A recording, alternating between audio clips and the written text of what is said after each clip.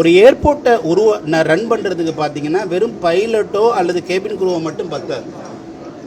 ஏகப்பட்ட டிபார்ட்மெண்ட் இருக்குது. நம்ம உள்ளே போய் என்ட்ரு ஆனால் செக்இன் கவுண்டர்லேருந்து ஆரம்பித்து நம்ம லக்கேஜ் எல்லாத்தையும் எடுத்துகிட்டு போகிற டெஸ்பேச்சர்லேருந்து ஆரம்பித்து அதுக்கு அடுத்து பார்த்திங்கன்னா ஒரு ஃப்ளைட்டை டேக் ஆஃப் ஆகிறதுக்கு இன்ஜின்லேருந்து ஆரம்பித்து ஒன்றுமே சரி பார்க்கக்கூடிய 60க்கு மேற்பட்ட டிபார்ட்மெண்ட் இருக்குது.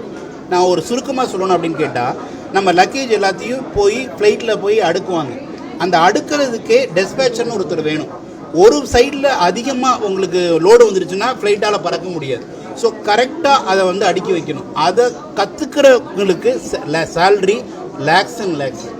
இது மாதிரி நுணுக்கங்கள் 60 டிபார்ட்மெண்ட் இருக்குது. ஒரு கேபின் குருக்கு நீங்கள் கேட்ட அந்த கேபின் குரு ஏர் ஹோஸ்டர்ஸுக்கெல்லாம் 10,000 ரிங்கெட்லேருந்து 15,000 ரிங்கெட் வரைக்கும் சேலரி கிடைக்குதுன்னு கேப்டனே நேரம் சொன்னாங்க. யூனிகாம்னுடைய சேர்மனே சொன்னாங்க. அதாவது 10,000லேருந்து 15,000 ரிங்கெட்னா சேலரி இந்தியன் மதிப்புக்கு 2 லட்சத்திலிருந்து 3 லட்சம்.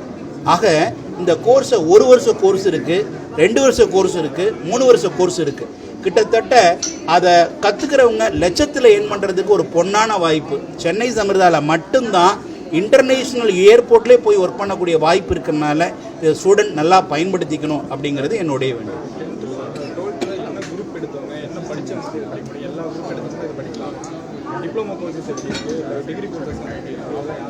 10th முடித்தவங்களுக்கு டிப்ளமா கோர்சஸ் இருக்குது.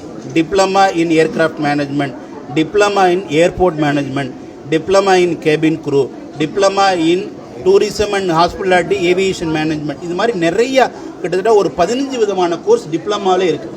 அதே மாதிரி அதனுடைய அப்கிரேஷனாக +2 முடித்தவங்களுக்கு டிகிரி கோர்ஸ் நிறையா இருக்குது. ஸோ அதனால் இதுக்கு என்ன எலிஜிபிலிட்டி அப்படின்னா +2 பாஸ் பண்ணியிருந்தாலே போதுமானது. ஸோ +2 பாஸ் பண்ணியிருந்தாங்கன்னா அவங்களுடைய கெப்பாசிட்டி என்ன, அது என்ன கெப்பாசிட்டினா, ஒருத்தங்க ஏர் ஹோஸ்டஸாக போகணுன்னு விருப்பப்படுறாங்கன்னா விருப்பம் மட்டும் பத்தாது, அதுக்கேற்ற மாதிரி ஹைட் இருக்கணும், அதுக்கேற்ற மாதிரி அப்பியரன்ஸ் இருக்கணும், அதுக்கேற்ற வெயிட் இருக்கணும். ஸோ அது மாதிரி ஒவ்வொருத்தரையும் நாங்கள் இன்டர்வியூ பண்ணி அதுக்கான தகுதியும் அதுக்கான இன்வால்மெண்ட்டும் இருந்தால் மட்டும் இந்த வாய்ப்பு தாராளமாக. அதுக்குன்னு அவங்க எடுத்துக்கக்கூடிய கோர்ஸ் எதுவாக இருந்தாலும் இதுக்கான ஒரு எலிஜிபிலிட்டி இருக்குது.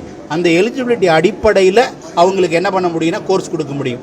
ஒருத்தவங்க சயின்ஸ் குரூப் எடுத்துருக்காங்கன்னா சயின்ஸ் ஓரியன்டாக இதில் ஏவியேஷனில் இருக்குது, அந்த குரூப்புக்கு அவங்க போக முடியும். ஒருத்தவங்க வெறும் ஆர்ட்ஸ் அண்ட் சயின்ஸ் தான் பண்ணியிருக்காங்க அப்படின்னா அவங்களுக்கான ஒரு கோர்ஸ் நிறையா இருக்குது. தாராளமாக +2 முடிச்சிருந்தாலே இதில் அவங்கள ஒரு பெரிய லெவலில் அச்சீவ் பண்ண முடியும்.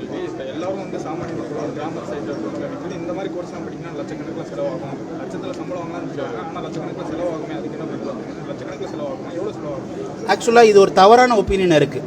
நிறைய பேர் ஆர்வம் இருந்தாலும் கூட இதை போய் கோர்ஸ் கேட்டோம்னா பல லட்சம் ஆகும், 10 லட்சம் ஆகும், 15 லட்சம் ஆகும், நான் போய் எப்படி படிக்க முடியும் அப்படிங்கிற மாதிரி ஒரு தயக்கத்தில் இருக்காங்க.